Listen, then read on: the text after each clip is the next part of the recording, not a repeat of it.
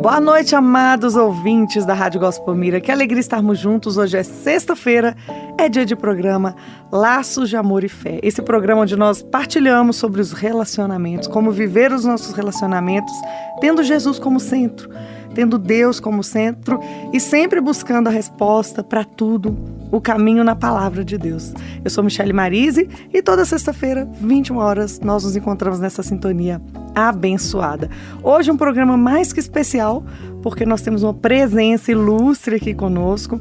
Ele que já é dos nossos, né? Já faz parte aqui da comunidade Gospel Mira, está sempre aqui conosco, nos ajudando, nos ensinando com os seus dons da pregação, da palavra, da oração. É o Eudes Duarte. Boa noite, Eudes. Aleluia, boa noite, Michele. A paz de Jesus, o amor de Maria, sustenta o fogo que a vitória é nossa e seja santa o morra tentando. Amém, aleluia.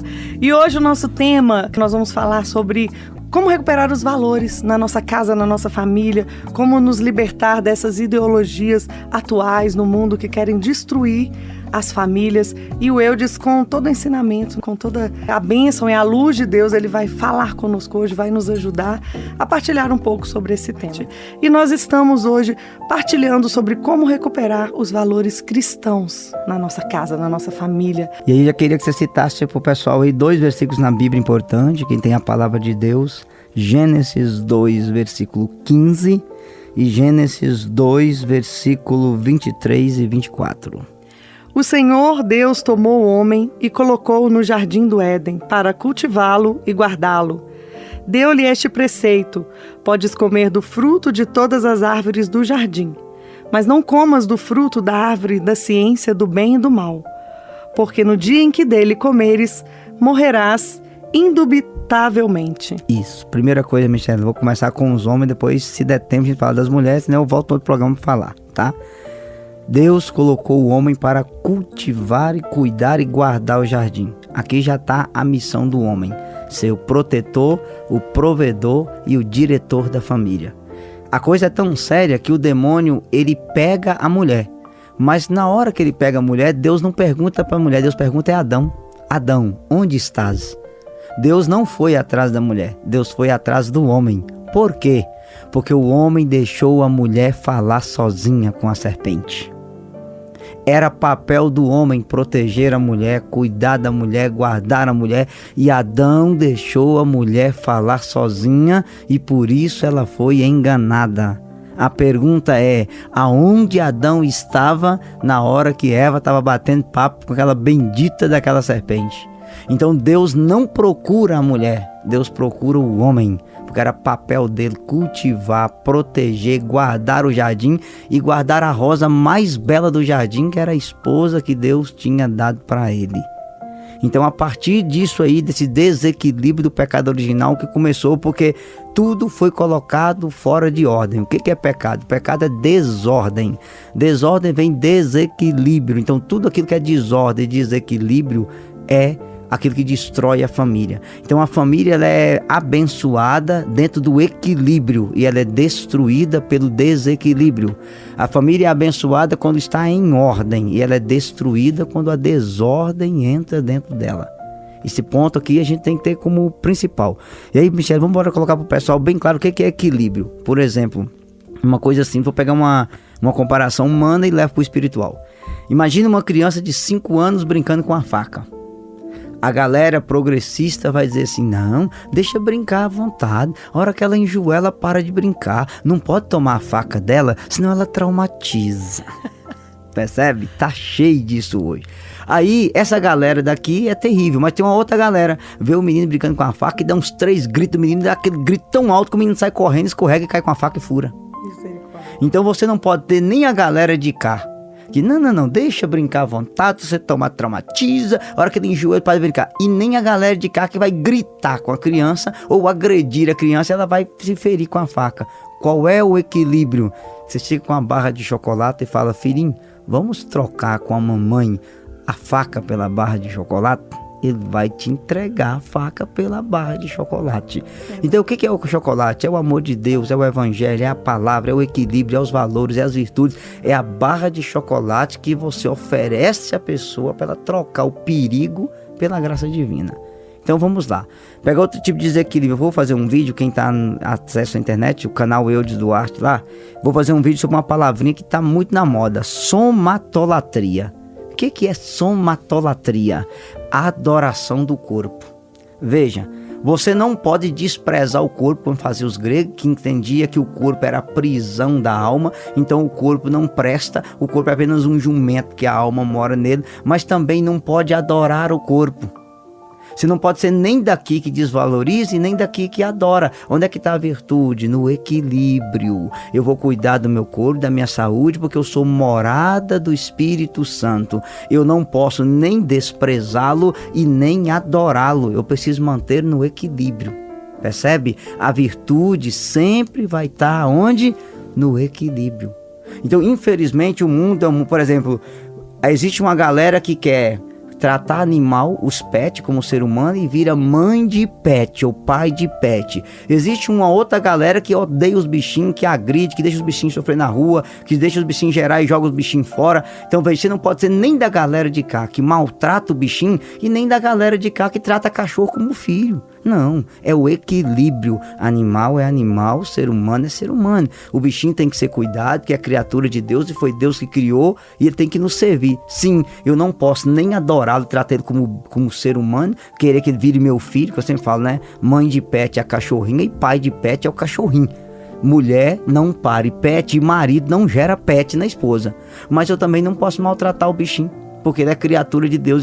Se eu não sou capaz de cuidar, por que eu vou trazer para minha casa e bater nele e agredir? Não. Então a virtude sempre vai estar no equilíbrio. E qual é o grande mal do mundo? O desequilíbrio. Esse é o problema, é a desordem. Por isso a importância que a gente puxar para o nosso lado do batismo no Espírito Santo. Quando a Bíblia diz que o mundo era um caos e que o Espírito de Deus pairava nas águas, o que é pairar? É o que a galinha faz com os ovos, ela paira. Para dizer o quê? Que o Espírito Santo coloca ordem na desordem, equilíbrio no desequilíbrio, beleza na feiura, e ele transforma o caos em cosmo. Olha a beleza. Então, por que o ser humano precisa do Espírito Santo? Para equilibrar sua emoção, equilibrar seu sentimento, transformar o caos em cosmo e colocar ordem na sua vida. Esse é o sentido. Então, sem o Espírito Santo, a gente não consegue viver? Não. Humanamente falando, eu gosto de dizer o seguinte: sem o Espírito Santo, humanamente falando, você nunca vai conseguir colocar sua vida em ordem. Nunca. Porque é Ele que vai ordenar a sua vida, equilibrar a sua vida. Eu sempre falo para pessoas, por exemplo, ansiedade. Toda pessoa ansiosa precisa do batismo no Espírito Santo. Por quê? Primeira coisa, o Espírito Santo te dá equilíbrio. O que toda pessoa ansiosa precisa? De equilíbrio no pensar, equilíbrio na emoção. Segunda coisa, o batismo no Espírito Santo te dá fortaleza. O que toda pessoa ansiosa tem que ter? Fortaleza para vencer a emoção dentro dela. E a terceira coisa, o batismo no Espírito Santo faz você ser dependente de Deus, confiar na graça divina. O que todo ansioso precisa? Da confiança que Deus cuida e entregar o futuro na mão dele. Então, sem o Espírito Santo é impossível. Por isso que a importância disso. Aí agora eu vou dar uma pincelada direto para os homens, né? Eu vou falar para os homens que estão nos ouvindo as 7 virtudes principais de um homem honrado. Eu preguei um congresso no Rio de Janeiro agora chamado Homens Honrados. Mais de 500 homens lá, eu e o Hélio Maria. E eu disse isso para eles lá. Primeira coisa, que está dentro do equilíbrio. Para um homem honrado, divórcio não é opção. É a primeira coisa. Michel, é uma coisa importante. Deus não me criou para casar e divorciar. Não, Deus me criou para ter uma vida de amor. E por que o divórcio? Provavelmente você dizia que o divórcio é uma praga social. O que é o divórcio? É você querer trocar o banquete de Deus pela migalha do demônio. Pesado, pesado. Porque no fundo, se você é um homem honrado e você escolheu essa esposa, às vezes eu fico tão triste quando eu atendo um homem. Não, eu até amava, mas eu não estou sentindo mais nada. Mas quem te diz que amor é sentimento? O amor acabou, né? Amor acabou. Assim. Não, acabou a atração, acabou o desejo do amor, não. Ou então nunca houve. Porque precisa dizer para o homem é o seguinte, é igualzinho emprego. Você está desempregado, quando você arruma um emprego, é um sentimento, você vai até a pé se for possível. Passa um mês depois, você vai arrastada.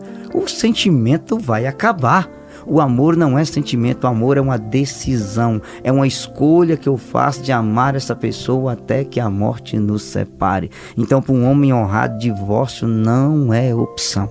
Eu vou fazer de tudo para amar, respeitar e ser fiel à minha esposa até o fim.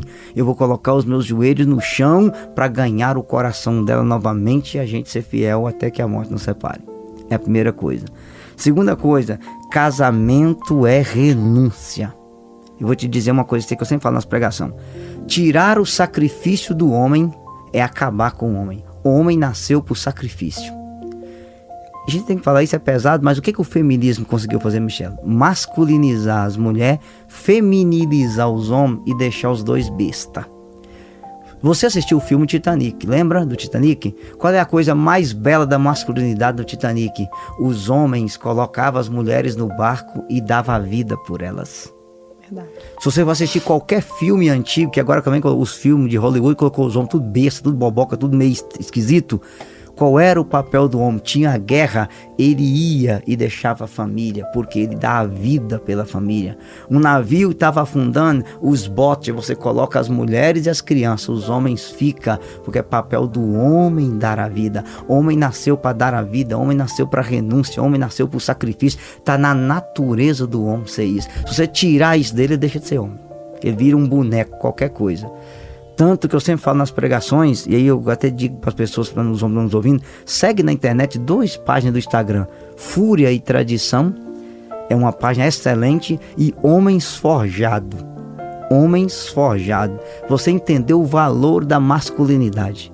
A masculinidade deixa o mundo mais seguro, porque é papel do homem dar a vida pela esposa, dar a vida pelos filhos. Ou seja, o homem tem que aprender que casamento é renúncia.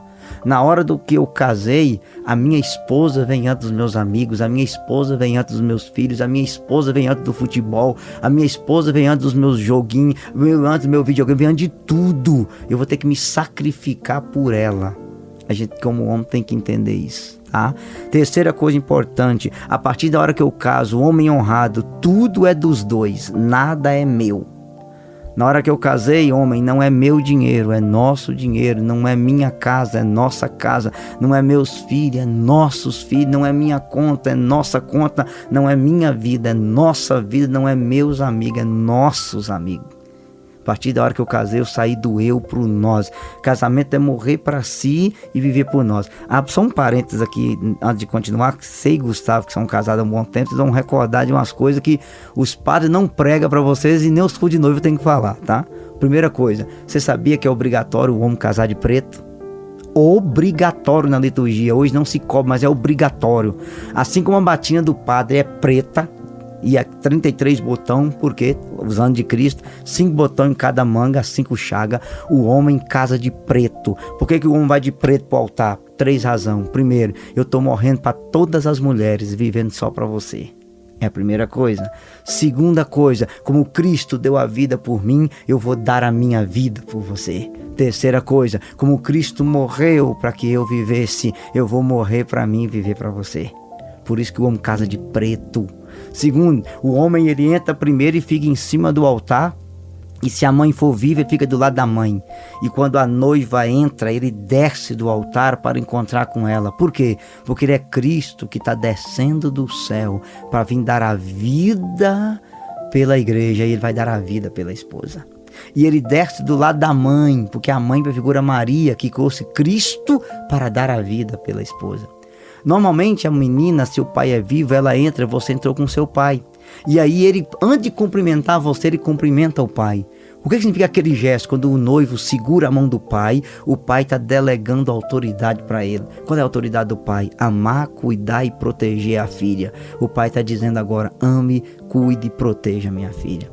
Ele vai levantar o véu da menina para trás e dar um beijo na testa. Por que aquele símbolo? Quando Cristo morreu, o véu se rasgou e Cristo e a igreja se tornam um. Ao levantar o véu e beijar a testa, ele está dizendo, nós entramos aqui 2 e sairemos uma só carne, como Cristo e a igreja é um. Ele volta com ela para o altar e ajoelha aos pés do altar. Por que os 2 ajoelham aos pés do altar? Para relembrar para os 2 que altar é o lugar do sacrifício, que amor é sacrifício, que ele vai ter que se sacrificar por ela e ela vai se sacrificar por ele. E aí o padre joga a estola em cima dos dois, e a estola quer dizer debaixo da autoridade de Deus. Deus é o autor desse amor. Você sabia disso? Que lindo, nunca ouvi falar dessa cabeção, forma. Não. Cabeção é cultura. A cultura, é ensinamento, que maravilha. Então, é claro, eu poderia continuar falando várias coisas, que significa as alianças, tudo, é só por causa do nosso tempo, não permite, só essa introdução para saber. Então é obrigatório o homem casar de preto. Eu que estou indo casar dia 12 de julho, tenho que saber disso. É obrigatório de preto, tá? Quarta razão, homem honrado, isso aqui vale para todos os homens, não tem amiguinha. Tem que dizer isso para os homens. A sua amiga é a sua esposa. Você não tem amiguinha. Esse negócio de homem ter amiguinha no Zap, que a mulher não pode ver o que ele conversa, amiguinha no trabalho. Não, homem honrado não tem amiguinha. Sua melhor amiga é sua esposa. E vou dizer uma coisa que vai doer alguns homens, mas tem que dizer a verdade. Outra coisa, Gustavo trabalha num ambiente que tem uma amiga que todo dia tem que dar carona para ela e sozinho. Tá errado. Homem honrado não coloca outra mulher na frente e ele sozinho. Somente a esposa vai do lado dele no carro. Amém. Entendeu? Porque não pode ter amiguinha, porque isso aí é brecha pro demônio agir na vida dele. Eu queria ir de você de carona. Não posso te levar. Por que não? Não, porque minha esposa não tá. Se você quiser ir aqui atrás, beleza. Agora aqui na frente, só a minha esposa vai sentar. Eu não entro com mulher nenhuma estando sozinho dirigindo um carro. Pronto. Entendeu? Quinta coisa importante que um homem honrado tem que saber: os filhos não atrapalham o matrimônio. Filho não é fardo, filho é uma bênção. Amém. O pessoal tem que entender isso. Filho é uma bênção. Só pra você entender, contando um testemunho bonito, no ano de 2008, fui pregar numa região de Minas Gerais, na divisa com a Bahia, encontrei um casal que veio desabafar e tal, tinha uma única filha, aí veio falar que não queria ter filha, a minha tinha 19 anos, não queria ter filho, papapá. Eu disse: minha filha, você tem saúde? Tem. Vocês estão trabalhando? Estamos. Vocês têm casa? Tem. O que impede vocês ter filho? Porque filho dá trabalho. Se você pensasse de jeito, sua mãe não teria você, não. Aí eu rezei pelos dois, lavei as caras e falei umas verdades. E aí, Michel, aconteceu um fato interessante. Olha, isso foi em 2009. 2025, faz o contato comigo, me chama no Instagram e perguntou se estava conhecendo. Eu disse não, me mandou a foto. Está com 10 filhos. 10 filhos, 8 meninas e 2 meninos. Aí eu achei bonitinho, ela dizia: olha, são a minha vida. Devo dizer uma coisa, quando a gente vai rezar, todo dia a gente reza por você, porque os meninos falam: mamãe, se não fosse o tio Cabeção, a gente não existia não, né? Porque ela ia parar no primeiro. E ela disse: nunca nos faltou nada. Os meus filhos são uma bênção e Deus providencia tudo. Nunca faltou dinheiro para cuidar desses meninos. Amém. Então veja bem, filho não é fardo, filho é uma bênção. A gente tem que entender isso, porque hoje, Michel, a situação da Europa, por exemplo, os muçulmanos sempre falam: vamos dominar a Europa pela barriga de nossas mulheres. Você vai na Europa, uma mulher católica tem 1 filho e 15 cachorros. A mulher muçulmana tem 10 filhos e 1 cachorro. Qualquer país da Europa que você for, você vê uma mulher com 3, 4 meninos na rua, é muçulmana. As mulheres católicas não têm filho. E quanto mais dinheiro tem, menos filho quer ter. Porque já entende que o filho é um fardo, o filho é um peso, o filho vai estragar meu corpo, é o culto ao corpo, né? Filho vai dar trabalho. E aí você vê de um lado tanta mulher pedindo a Deus a graça de ser mãe e outras que preferem pet. Percebe o desequilíbrio do mundo? E outra coisa, eu morei em São Paulo um tempo, você vai na área do Morumbi, que é a área mais nobre de São Paulo, pasme, o maior índice de depressão em São Paulo é o chamado síndrome do ninho vazio. As pessoas casam, tem uma casa com 6, 7 cômodos, um apartamento com 5, 6 quartos e tem um filho só, ainda manda o filho para Harvard ou para Oxford estudar e enche a casa de cachorro. Triste a coisa, porque passou-se a ver filho como um fato. Claro que tem uma estrutura aqui de nova ordem mundial, de David Kinsley atrás disso aqui, de Rockefeller e Companhia Limitada, não compete agora nisso aí, mas só para você entender que nós católicos, e principalmente os homens, precisam entender: filho não atrapalha, filho é uma bênção, filho não é um fardo, filho é uma bênção, filho é uma graça de Deus. Um casamento que os pais não querem ter filho é uma colmeia sem mel. Uma coisa é você não poder, outra coisa é você não querer. E tem gente que, infelizmente, eu estou atendendo um caso, por exemplo, que eu acompanhei, uma mulher que casou aqui em BH, 5 anos casada, ela trabalha, o marido casado, um salário excelente. Vocês não vão ter filho, não? Não, a gente já tem 4 filhos, 4 pets. E vai na igreja e comunga. E dizer isso, Michel, que isso é pecado mortal.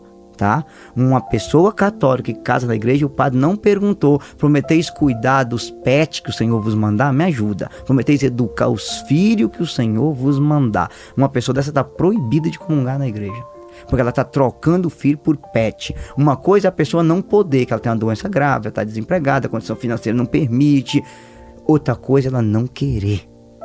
E aí está o conta-valores. Entendeu? Você não poder e não querer. Tem uma diferença muito grande aqui nessa palavra. Por isso a importância do equilíbrio. Entendeu? Ter os filhos que eu sou capaz de educar, que o Senhor me mandar. A sexta coisa que um homem honrado tem que saber: filho não é a coisa mais importante do matrimônio. A coisa mais importante é a esposa. Tá? E aqui é pesado dizer isso para as mulheres, mas eu vou mostrar para você a hierarquia do casamento. A hierarquia é assim, ó: Deus, marido, filhos. Deus, esposa, filho. A esposa vem antes dos filhos. Porque o casal pode ter 10 filhos, como a menina lá de final de vida da cidade, Campo Novo, no meu nome tem. Veja, os meninos vão crescer, vão bater asa, vão casar e vai sobrar ela e o marido dela. A família começa com 2, homem e mulher. Pode multiplicar e ter 10 filhos. E no final vai sobrar marido e mulher. Se um não cuidar do outro melhor, não amar o outro, você imagina quando esses filhos bater asa e ir embora e os 2 voltar a ficar só, um vai se matar. Por quê? Porque um não cuidou do outro. A coisa é tão séria: se o país entrar numa guerra, olha como é que isso é grave, e a família for sequestrada e o exército inimigo falar: a esposa ou o filho, qual que você prefere? Um dos 2 vai morrer. O marido vai ter que deixar matar o filho e ficar com a mulher, porque ela é a matriz. Eu gosto sempre de dizer: o dia que seu Gustavo tiver um filho, chegar para você e falar: mamãe, quem a senhora mais ama, papai ou eu? Você vai dizer: seu pai. E credo, mãe? Sim. Por quê? Porque antes de eu amar você, eu amei seu pai. Eu te amo muito, mas você é fruto do meu amor com seu pai. Se eu não amasse seu pai e não me amasse, não existiria você. Portanto, te amo muito, mas antes de você, eu amo mais seu pai. Amém. E os filhos precisam ver essa realidade. Antes dos filhos é o cônjuge, entendeu? Eu gosto sempre de dizer: marido cuida da mulher, mulher cuida do marido, e os 2 cuidam dos filhos e Deus cuida dos 3. Mas antes é a esposa, entendeu? Eu vi um vídeo esse dia muito bonito. Um menino de 9 anos falou umas boas com a mãe. Aí o pai sentou ele na cadeira e olhou para ele: deixa eu te dizer uma coisa para você aqui, de homem para homem. Essa mulher que você acabou de mandar não sei para onde, antes dela ser sua mãe, ela é minha esposa. E quando você voltar a falar isso de novo com ela, nós vamos ter um papo de homem para homem e a casa vai cair pro seu lado. Deixa eu te perguntar uma coisa: quando você estiver namorando, se um cara falar para sua namorada o que você falou para sua mãe, você faz o quê? A criança: é papai, eu vou partir para cima dele, tá? Pois da próxima vez eu vou partir para cima de você. Porque essa que você falou isso aí, ela é sua mãe, mas antes de ser sua mãe, ela é minha esposa, ela é minha namorada e você me respeita ela. Você entendeu, moleque? A criança baixou. Entendeu a atitude do pai? É isso. A esposa vem antes dos filhos. E a 7ª característica do homem honrado, que é a mais pesada, Michel: a partir da hora que você casa, sua mãe é parente. Pesado, não? Por que a mãe é parente? Porque a Bíblia diz: o homem deixará o pai e a mãe, se unirá à sua esposa, e os 2 serão uma só carne. Agora a sua esposa tem prioridade sobre a sua mãe. Por quê? Porque agora você é uma só carne com ela, e é os 2 até que a morte os separe. Então, a partir da hora que você casou, mãe é parente. Mãe, bem-vinda, eu amo muito a senhora, mas a senhora saiba de uma coisa: aqui nessa casa que eu moro, a rainha do meu lar não é a senhora, a rainha do meu lar é minha esposa. Aqui, eu gosto sempre de dizer que o marido constrói a casa, mas a mulher constrói o lar. E a gente precisa entender isso. Então, por que eu estou falando isso? Porque tem muito homem que quer que a mulher faça o papel da mamãe, ou traz a mamãe para dar pitaco. Não. Pelo amor de Deus, entendeu? Nada disso. A esposa é a rainha do lar e o marido precisa entender isso. E ela não é a mãe dele, ela é a esposa, a rainha do lar. Não confunda uma coisa com a outra, e muito menos trazer a mãe para dar pitaco e gerar intriga dentro da casa. Não. Casa de um, casa do outro. Cada A, quando é dado, cada um do seu quadrado. Pronto. Porque tem muito casamento, muita família, que a mãe do marido, infelizmente, porque a mulher não educou o cara para ser homem, educou ele para ser o meu filhinho, o cara casou e ela quer que o reizinho dela fique debaixo do braço dela. Não. Ele bateu asa e formou uma família. Agora a senhora deixa ele voar e fazer as coisas sozinho, não ficar lá dando pitaco e atrapalhando os dois. Tem casamento que acabou por culpa da mãe do marido ou por culpa da mãe da esposa. Porque tem muita mulher que não educa o filho. E aí, Michel, a gente tem que falar isso muito pesado para as mães que estão nos ouvindo. Você que é mãe que nos ouve agora, aprenda. Você está educando esse filho para ser um pai e um marido um dia. E a gente tem que dizer, um péssimo filho vai ser um péssimo marido e um péssimo pai. Porque o filho que não honra a mãe, nunca vai honrar a esposa. Um filho que não respeita a mãe, nunca vai respeitar a esposa. E o filho que a mãe mima e trata ele como bebezão, coitada da mulher que casar com ele. Porque não ensinou ele a ser homem na vida. É triste. A mesma coisa é a menina. A menina que não honra o pai, nunca vai honrar o marido. A menina que não respeita o pai, nunca vai respeitar o marido. Se trata o pai como escravo, coitado do marido dela. Então você que é mãe e pai que nos ouve, pelo amor de Deus, você está educando seus filhos para ser marido de alguém e pai de alguém, esposa de alguém e mãe de alguém. Então eduque com muito amor, plante os valores, porque um dia o coitado de alguém que casar com essa pessoa, as consequências virão. E é importante observar isso no namoro, né? Sim, e muito importante, entendeu? Tem que observar esses detalhes, né? Para não casar errado. Justamente, eu sempre falo para os meninos o seguinte, ó, quer saber se o seu namorado vai ser um bom homem? Olha o jeito que ele trata a mãe. Tratou a mãe igual uma rainha, trata você igual uma princesa. Tratou a mãe no coice, trata você na patada. Porque se o cara tá desonrando a mãe, humilhando a mãe, gritando com a mãe e trata você a pão de ló, quando a esmola é demais, o santo desconfia. É questão de tempo, vai só mudar, entendeu? Então assim, quem não é capaz de honrar a mãe, nunca vai ser capaz de honrar a esposa. Isso é regra da vida.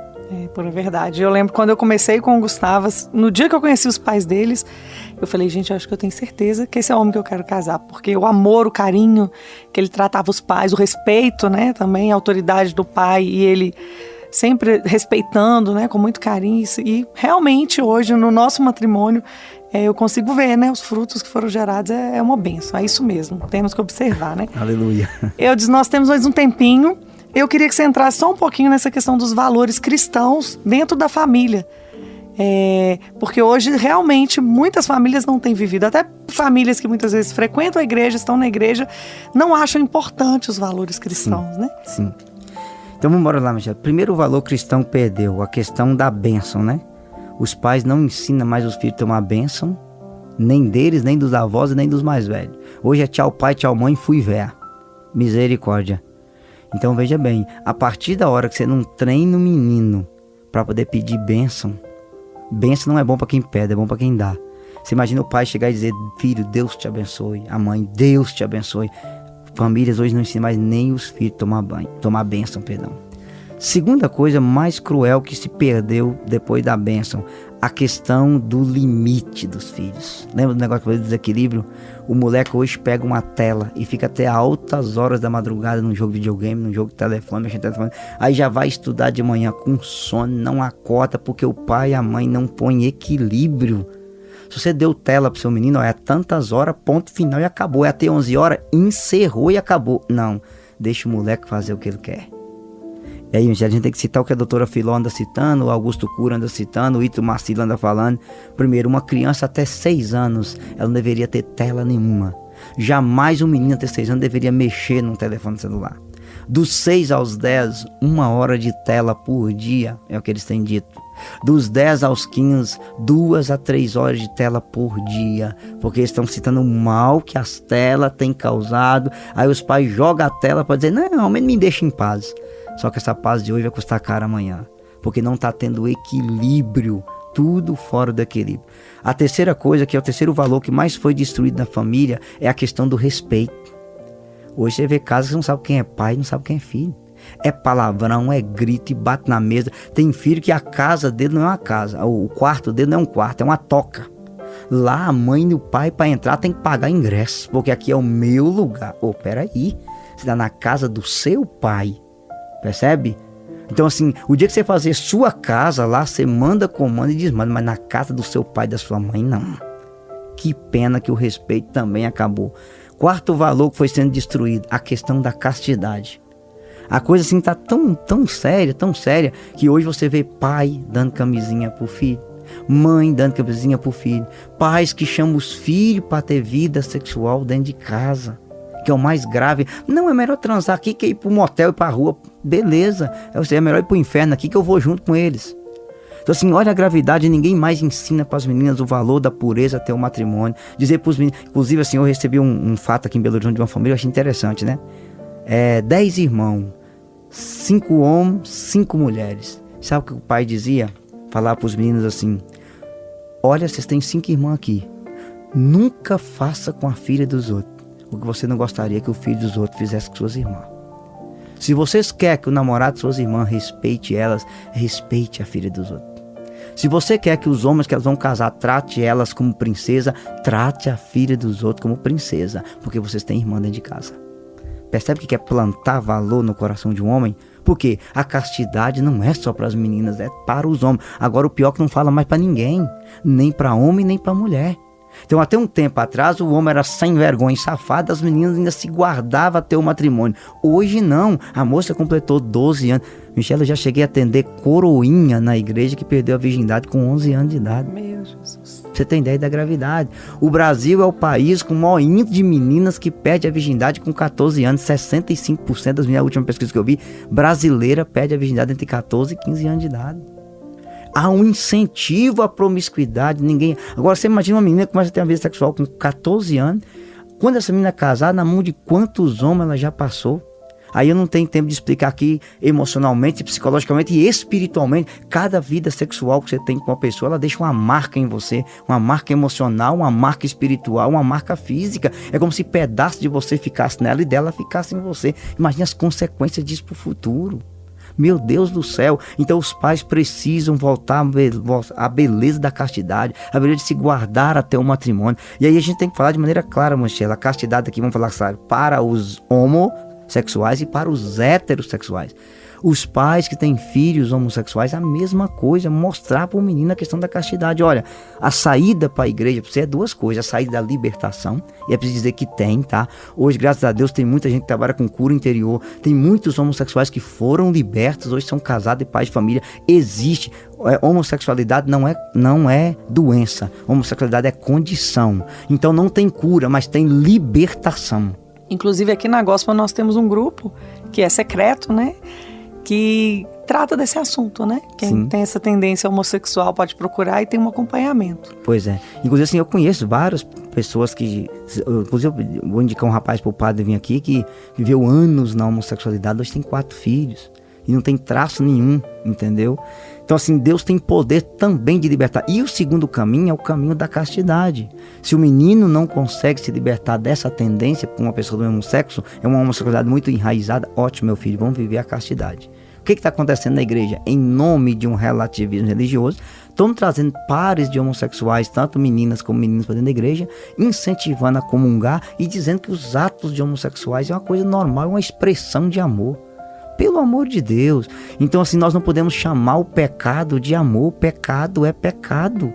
As práticas homossexuais é pecado. Um casal de namorado que tem vida sexual é pecado. Um homem que tem vida sexual com uma mulher que já foi casada é pecado. Ah não, a gente se ama. Talvez você se ama, mas o que vocês praticam é abominável a Deus. O adultério, a fornicação, as práticas homossexuais é abomináveis e não se diz mais isso. Por exemplo, é dizer para os casais, Michela, que tem a castidade no casamento também. O que é castidade no casamento? Primeiro, não trazer nada de pornografia e sex shop para o matrimônio. É um tipo de castidade. Não coisificar a esposa como objeto de prazer. É castidade. Tem marido que coisifica a mulher. Que tudo quanto é porcaria que vê em filme quer que a esposa reproduz. Pelo amor de Deus, isso é pecado contra a castidade no matrimônio. O outro não é objeto, o outro é filho de Deus. É sua esposa, desculpa eu falar tão pesado, é sua esposa, mas não é prostituta. Temos que dizer de maneira bem clara. Então assim, isso também é castidade matrimonial. O matrimônio não pode ser vivido com práticas contra a natureza. Eu gosto de dizer que a lei católica é regida pela lei moral. O que é natural é moral. O que não é natural é antimoral, pronto. Isso vale para qualquer pessoa que é casada, pelo amor de Deus. Não traga destruição para o seu matrimônio. Tudo isso é castidade. Então, o valor da castidade, para quem é casado, para quem é solteiro, para quem está namorando, para quem está noivo, para as pessoas homossexuais, tudo é um valor. E de uma coisa bonita, Michele, os santos são unânimes em dizer que quem vive a castidade nessa terra tem um grau de glória semelhante aos anjos no céu. Amém. E é uma coisa profunda. Deixa eu tentar te explicar. É cruel o que eu vou dizer, mas tenho que dizer. Todos os santos que viram o inferno tem uma coisa cruel do inferno. Primeiro, os pecados que levam mais almas para o inferno são os pecados da carne, contra a castidade. E a pessoa que morre nos pecados da carne tem um prêmio no inferno: ficar parecidas com o demônio no inferno. Olha a crueldade. Todos os santos tiveram essa visão, sabe disso. E a segunda coisa, quando a pessoa morre na pureza, a menina viveu a castidade até o matrimônio, foi fiel ao marido até o fim, ela morre e vai para o céu, por causa disso, ela tem um grau de glória superior no céu, ela é parecida com os anjos. Santo Efrem dizia: ó gloriosa a castidade, que faz os homens se parecer com os anjos. Amém. Olha a beleza disso. Então, eu não tenho tempo de explicar, Michele, o que é grau de glória agora, só para você poder entender. Uma mulher passou a vida inteira depravada, aí depois ela se arrependeu, casou e se salvou. Deus não vai dar para ela a mesma glória de uma menina que se guardou santamente até o matrimônio. Claro que a glória da menina aqui vai ser maior. Entendeu? Chama-se graus de glória. É para você entender a beleza que a castidade é. Então, esse valor precisa voltar para as famílias, sem nenhuma dúvida. Urgentemente, a castidade é um valor, é uma virtude, e a gente precisa voltar a ela. E eu posso dizer que existe uma outra coisa que tem que voltar para as famílias, e a gente tem que dizer isso: o ensinamento que domingo é o dia do Senhor. Porque tem muita família hoje que domingo virou o dia do churrasco, o dia do shopping, o dia da praia, o dia da bebedeira, o dia do clube, o dia do sítio, da chácara. Não. Plante nos filhos. Domingo é o dia do Senhor. Eu vi um artista da Globo que é bem católico, o Casarré, parece que chama, dizendo para os pais: olha, o seu menino precisa ver você, pai, de joelho rezando. Por quê? Porque se ele não vê o pai rezando, ele acha que a oração é coisa de mulher. E quando ele vê o pai de joelho, ele vai dizer o quê? Se o meu pai, que é o meu herói, está de joelho, é que tem algo no céu mais poderoso que o meu pai. E eu quero amar esse algo igual meu pai ama. Amém. Então os meninos precisam dizer isso para os homens, que oração não é coisa de mulher. Você vai na missa, tá lotado de mulher. Cadê os homens? Tá no boteco, jogando sinuca, tomando uma, tá na chácara. Pelo amor de Deus, domingo sem missa é semana sem Deus. Então esse valor precisa voltar para as famílias. Que bom quando a gente morava na roça, que dava domingo, tá? Aquela fila de menina que tinha indo para a igreja. Tinha roupa de missa, roupa de domingo. Tudo. E a coisa bonita também, além da roupa de missa, quando não tinha missa, tinha a celebração da palavra. E às vezes a missa era na semana. A missa era 3 da tarde. Os pais, os avós paravam o serviço tudo meio-dia. Você trabalhava até meio-dia. Voltava para casa, almoçava rapidinho, ia tomar banho, porque tinha que chegar 1 hora antes da missa para confessar e comungar. Até quando a missa era no meio de semana. Agora, para você entender como é que tá grave, eu moro na roça ainda, fui esses dias numa missa na minha igrejinha na roça. Pasme, o dono da comunidade montou um campo de futebol iluminado, a Santa Missa acontecendo aqui com 30 mulheres, e eu e mais uns 5 homens, e mais de 50 jogando futebol ao lado da igreja à noite, 6 horas da tarde, iluminado. Percebe como é que os contravalores estão? O dono da comunidade não é capaz de dizer para a galera do futebol: vem para a missa e depois eu ligo os refletores do campo para jogar bola. Não, o negócio acontecendo na mesma hora. Porque os contravalores tomam conta do mundo, infelizmente. Amém. Infelizmente o nosso tempo acabou. É muito rápido, né? Mas próximo programa para as mulheres. Um próximo programa para as mulheres. Vamos terminar então fazendo oração? Sim. Agradecendo a Deus por esse ensinamento, né? Pedindo a Deus também que possa abençoar e recuperar no coração de todas as famílias esses valores cristãos, que é o que nos faz ser pessoas humanas e de Deus mesmo, né? Sim. O que vai nos sustentar. Inclusive, Michele, pedir às pessoas que estão nos ouvindo que, se puderem, comprem um livro do padre que morreu essa semana passada, Padre Francisco Fraus. Tem aqui na gospel, chama As Virtudes. Padre Francisco Fraus. Francisco Fraus era o diretor espiritual do professor Felipe Aquino. Morreu com 90 e poucos anos. O homem é um gênio. Os livros dele é maravilhoso. Vale a pena vocês lerem. virtudes, recuperando as virtudes na família. Maravilhoso, tá bom? Então vamos lá, em nome do Pai, do Filho e do Espírito Santo, amém? Amém. Senhor Jesus, nós entregamos todas as pessoas que nos ouvem e pedimos que eu possa abençoar a família de cada uma delas, Jesus. Eu entrego o coração de cada pai, de cada homem, de cada jovem que está preparando para o matrimônio. Abençoa a vida de cada um deles agora. Quero te apresentar agora essa pessoa que está triste, abatida, pensando em suicídio. Derrama o teu Espírito Santo e liberta ela agora. Jesus, que o Senhor possa derramar o Espírito Santo e trazer valores para nossa família, equilíbrio, virtude. Que todas as pessoas que nos ouvem agora fiquem cheias do Espírito Santo, curadas e restauradas, e que os valores possam reinar na nossa casa. Maria Santíssima, a senhora que visitou Santa Isabel e foi levar Jesus, a alegria e o Espírito Santo à casa de Isabel. Mãezinha, visita a casa de cada pessoa que nos ouve e leva Jesus, a alegria e o Espírito Santo a essa família. Que pela sua intercessão a paz reine na nossa casa. Amém. Obrigada, Eudes. Um grande abraço, gente. Fiquem com Deus. Tchau.